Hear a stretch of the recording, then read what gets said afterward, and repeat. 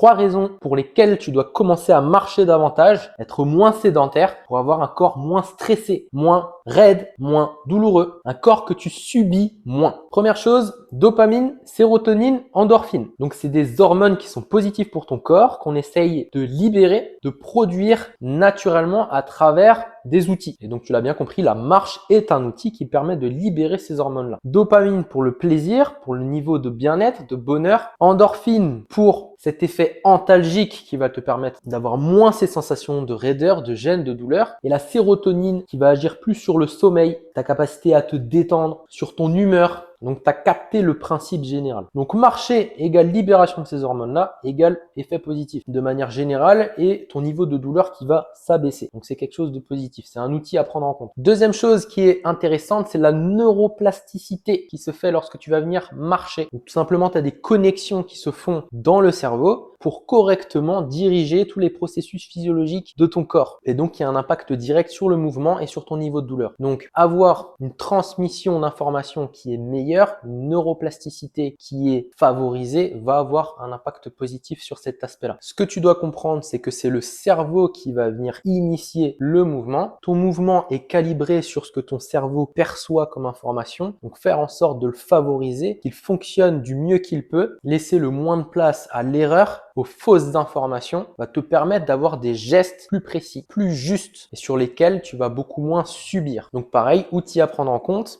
Et dernière chose, ça va être le fait de favoriser la vascularisation de ton corps, la circulation sanguine. Donc à travers la marche, tu actives ces processus-là de ton corps qui va te permettre d'envoyer du sang tout simplement dans tes muscles, en gros résumé, pour favoriser la régénération, la reconstruction, la récupération, la bonne alimentation de l'ensemble des cellules de ton corps. Et donc tu peux l'imager de cette manière-là. D'un côté, tu as une personne sédentaire qui ne bouge pas, un corps qui se met en pause et qui n'engendre pas toutes ces réactions physiologiques qui sont positives pour toi et pour ton niveau de bien-être. Et d'un autre côté, tu as une personne qui au contraire se met en marche régulièrement, active ses processus physiologiques, régule ces processus physiologiques-là et donc un niveau de bien-être qui est bien meilleur. Et pour nous, en tant que sportifs, on veut favoriser tous ces processus-là, les réguler du mieux qu'on peut pour qu'il n'y ait pas de problématiques associées. Donc, la marche, être actif, aller à l'encontre de la sédentarité, au-delà de sa séance de sport du jour, quelque chose à absolument pas négliger et à intégrer. Si tu as des problématiques particulières dans ton sport et que tu souhaites en parler avec moi, écris MP dans la barre des commentaires.